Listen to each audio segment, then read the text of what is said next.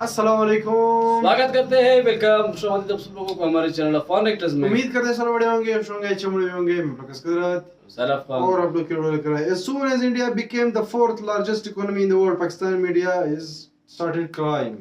ये प्रैंक भी वाच करेंगे, देखते हैं क्या सीन है। अच्छा ये कल आया हुआ था, जापान को क्रॉस कर दिया इंडिया। वो तो होना ही था, वो पहले लोगों ने वीडियो बनाई थी इसी चीज पे कि कुछ आने वाले टाइम में ये सब कुछ होना ही है। वाच करेंगे, देखते हैं क्या सीन है। वाच करने से पहले हमारे चैनल को जरूर सब्सक्राइब कीजिए। साथ में जो बेल आइकन है उसे भी लाइक जरूर करें। अगर मैं सोशल से फॉलो नहीं किया प्लीज फॉलो इंस्टाग्राम, आप लोग को लिंक डिस्क्रिप्शन में मिल जाएगा, आप लोग चेक कर सकते हैं। Let's start. Okay start. Bharat पूरे 150 साल पीछे जा चुका है। मैं कब हो गया ये? इंडिया और अमेरिका में रिसेशन बहुत ज्यादा एक्सपेक्टेड है। भारत की अर्थव्यवस्था को लेकर, इकोनॉमी को लेकर एक बहुत ही अच्छी खबर है। वाह भाई वाह। और ये भारत के लिए, हर भारतवासी के लिए गर्व करने वाली बात है, बहुत बड़ी खबर है। और उसको देखकर पाकिस्तानी तपे हुए हैं। तो मुझे बाय द टाइम क्लैरिटी होती जा रही है कि China will be the new super power आने वाले वक्त में जो है। Centre of gravity. ये बड़े चुपता है इनको चाइना का पाकिस्तान के साथ ताल्लुक। नीचे पाकिस्तानियों मुबारक हो, वो भारत जो आपको टेक्नोलॉजी के मैदान में आंखें दिखाता था, पाकिस्तानी अफवाज ने उसे 150 साल पीछे फेंक दिया है। कैसे? आइए आपको बताता हूँ। दुनिया की चौथी सबसे बड़ी इकोनॉमी बन गया है भारत। अब ये ऐसा नहीं कि इंडियन मीडिया कह रहा है, मतलब वर्ल्ड ही मान रहा है इसको। ये है कि भारत ने जापान जैसे देश को भी अब पीछे छोड़ दिया है। मैंने मर जाना था। पाकिस्तान ने अलसबाब बीजेपी की ऑफिशियल वेबसाइट समेत crime research investigation agency, unique identification authority of India, India communication centre समेत 2500 सर्विलेंस कैमरास को हैक कर लिया और इनमें से कुछ वेबसाइट्स का डाटा पब्लिक कर दिया। क्या बात। वो गया कहाँ? IMF projected India fourth largest Germany को भी economy. करने वाला है। We are the fourth largest economy as I speak. We are a $4 trillion economy as I speak. And this is not my data, this is IMF data. India today is यही larger कह रहा than हूँ ना Japan. कि यही नहीं, अभी और सुनिए। इसमें से जो वेबसाइट है Maharashtra state electricity transmission company, उसका सारे का सारा डाटा डिलीट कर दिया गया। इसे दोबारा बनाने में कम से कम 5 साल का अरसा दरकार है। क्या कह सकता हूँ मैं, ऐसे लोगों पे सिर्फ हम लोग हंस सकते हैं। वजीर आजम साहब ने दिल पर पत्थर पे पत्थर रखे, सख्त से सख्त, मुश्किल से मुश्किल फैसले लिए। कभी बिजली के बिलों के सख्त फैसले लिए दिल पे पत्थर रख के, कभी पेट्रोल की कीमतों में बेबहा इजाफे के सख्त मुश्किल फैसले किए दिल पे पत्थर रख के, कभी गैस बिजली की लोड शेडिंग के सख्त फैसले किए दिल पे पत्थर रख के। और इन्हीं सख्त फैसलों ने मुल्क की मईशत को तबाह बर्बाद कर दिया। अवाम का क्या, उनको देखे ना, ये कोई मजाक की बात है कि मैंने कल भी यही कहा, आपने एक मजाक बना ली है। यार हम जाएं तो जाएं कहाँ? हमें कोई जाए पनाह दे दो, कोई हमें छुपने की जगह दे दो भाई, सांस लेने की जगह दे दो इस कौम को। मुल्क में लोगों को गैस नहीं मिल रही, आटा नहीं मिल रहा, कुछ भी नहीं मिल रहा। $34 बिलियन छोटी हुई है। मीन्स कि ये 40 और 70, ये 370-75 बिलियन डॉलर की इकोनॉमी थी जो श्रैंक हो गई है, जिधर श्रैंक कर गई है। और ये 9% नीचे आई है। लोगों की ऊपर जा रही है, हमारी नीचे जा रही है। आप इमेजिन करें कि इंडिया के जो रिजर्व बैंक ऑफ इंडिया के जो गवर्नर हैं शक्तिकांता दास साहब, वो अगले दिन मैं उनको पढ़ रहा था, देख रहा था, वो कह रहे थे कि जो हमारी इकोनॉमी है वो 7% पे ग्रो कर रही है। और इवन कि एग्रीकल्चर सेक्टर और बहुत सारी चीज़ें वो बता रहे थे। सो ये वो कह रहे हैं कि ये 7% पे जाएगी, ठीक है जी।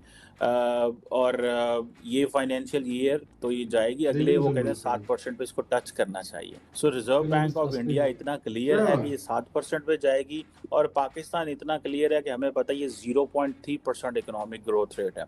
वो कोई बच्चा था मीडिया पे उसकी वो राउंड कर रही है वीडियो कि पाकिस्तानी लड़का था सिडनी में, आई थिंक, कि वहाँ पे जो ओपरा हाउस है वो उसमें इंडियन फ्लैग से था, मार्क था, बिकॉज प्राइम मिनिस्टर मोदी वहाँ पे थे। तो वो कह रहा था देखो किस तरह जो है वो इंडिया और ऑस्ट्रेलिया के ताल्लुकात देखो क्या है, इतनी इज्जत मिल रही है, हमारे सियासतदान क्या कर रहे हैं। सो बेसिकली इससे डिमोटिवेशन होती है, मोटिवेशन नीचे आती है इस चीज़ों से, ये जो हरकतें हमारी लीडरशिप करती है और ये जो हम ये चीज़ें करते हैं। सो अब आप इमेजिन करें कि 0.3% इकोनॉमिक ग्रोथ जो उन्होंने वो कहते हैं जनाब कि असं इतने जा रहे हैं की सिचुएशन है वो एक बहुत बड़ा चैलेंज और दर्देसर बनती जा रही है। और अब से कुछ घंटे पहले ये खबर ब्रेक होना शुरू हुई है ताहिर साहब कि चाइना ने कुछ मिलियंस ऑफ डॉलर्स रिलीज करने का फैसला किया है पाक फौज के लिए, ताकि वो खैबर पख्तूनख्वा में और बलूचिस्तान में एक बड़ा ऑपरेशन लॉन्च करें। जरा इस पर थोड़ी सी रोशनी डालिएगा। देखिए, बात ये है कि आपने कहा कि जो रही सही कसर थी फ्रीडम ऑफ एक्सप्रेशन की, वो भी इस वो क्या नाम है, बनियाने मरसूस, बल्कि मैं इसको बनियाने मनहूस कह देता होता हूँ। जी जी सर, चड्डी बनियान। हाँ, तो ये इसकी आड़ में हो रही है। लेकिन मैं आपको सच्ची बात बताऊं, फ्रीडम ऑफ एक्सप्रेशन का टोटल जनाजा तो कब से पाकिस्तान में निकला हुआ है। ये तो उसके मतलब ट्रेलर आते हैं ऑन एंड ऑफ, फिल्म तो ऑलरेडी चल चुकी है। वहाँ ये है कि वहाँ आमतौर पर ट्रेलर पहले आते हैं ना, फिल्म बाद में चलती है। वहाँ फिल्म पहले चल चुकी है और ट्रेलर चल रहे हैं, यानी अगली फिल्म के किसी अगली फिल्म। तो वो तो मुझे कोई इसमें शक वाली बात नहीं। अब वो जो जैसे ड्रोन गिराए, अभी ये स्कूल बस पे हमला हुआ, आपको एपीएस स्कूल का वो हमला याद कर लें। एपीएस स्कूल के वो फजल खान साहब हैं, वो हमारे टेलीविजन टैग टीवी पे कुछ साल पहले मैंने उनका इंटरव्यू किया था, जो विक्टिम्स के जो मतलब इंसाफ उनको दिलाने के लिए उन्होंने एक ऑर्गेनाइजेशन बनाई हुई है। तो उन्होंने तो साफ कहा था कि ये पाकिस्तान आर्मी का अपना ही काम था, उनके ही तालिबान थे, ये सब उन्होंने किया। एहसान ने इस बात का एतराफ़ भी किया था और जिम्मेदारी कबूल की थी और उसका सलीम साफी के साथ जियो न्यूज पर इंटरव्यू करवाया और जिम्मेदारी कबूल करने वाले एहसान को तुर्की फरार करवा दिया। सर, कोई पूछने वाला ही नहीं है, बाप कमाल है इनके। तो बात यह है कि ये जो कुछ आजकल के तनाज़ुर में आप और मैं देख रहे हैं, ये तो जो फिल्म चल चुकी हुई है उसका बाकी मानदा कोई ट्रेलर है। अच्छा, ये पाकिस्तान में सब कुछ ऐसा ही होता चला आ रहा है और बदकिस्मती से ऐसा ही होता चला जाएगा। मैंने बहुत साल पहले एक बार अताउल्ला मेंगल साहब से, मेरे ख्याल में मिड-90s में कहीं इंग्लैंड में मेरी मुलाकात हुई, तो मैंने कहा सर ये पाकिस्तान कब खत्म होगा? कहने लगे पाकिस्तान का खत्म होना पाकिस्तान के इंटरेस्ट में है और ये नहीं होगा, क्योंकि पाकिस्तान के इंटरेस्ट में कोई काम नहीं होना होता। अच्छा, पहले तो ये बात करते हैं कि इंडिया जो फोर्थ लार्जेस्ट इकोनॉमी बनने वाली है या शायद बन चुकी है। तो बिल्कुल ऑफिशियली सब कुछ आ गया। पहले हम लोगों ने बहुत पहले वीडियो बनाई थी, तब इसी इकोनॉमी वगैरह पे वीडियो बनाई थी, वो थोड़ा बहुत बता रहे थे कि ये कंट्रीज नंबर पे, वो कंट्रीज नंबर पे, ये कितने टाइम तक इधर तक आ जाएगा।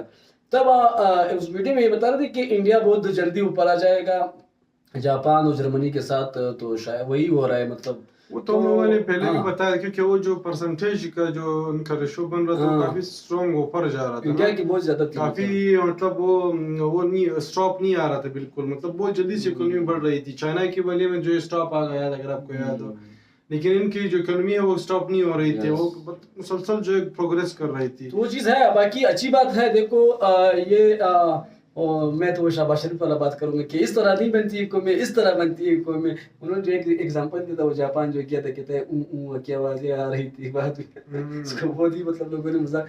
तो इस तरह बनती है को क्या कहते हैं, एजुकेटेड जब बंदे होंगे आपके साथ, जो मतलब आपकी एजुकेशन अगर अच्छी होगी और लोग अपने कंट्री के साथ खड़े होंगे, तो इस तरह का जो सीन आ जाता है, जो बहुत बड़ी बात है इंडिया के लिए और इंडियंस के लिए, बहुत बड़ी बात है। ये काफी अपॉर्चुनिटीज फिर लाएगा, वर्ल्ड वाले आएंगे, इन्वेस्टमेंट्स करेंगे, क्योंकि उनको अगर ये लग रहा है कि ये कंट्री जो है फोर्थ बन गई है, तो ये थर्ड भी बन सकती है, सेकंड भी बन सकती है। एक तो मैं एक चीज मैं आपकी बात काट रहा हूँ, एक तो वही है कि लोगों को रोजगार जो कुछ भी था वो हो जाएंगे, लोग यहाँ पे जो है वो क्या कहते हैं इन्वेस्ट करेंगे, वो तो अलग ही।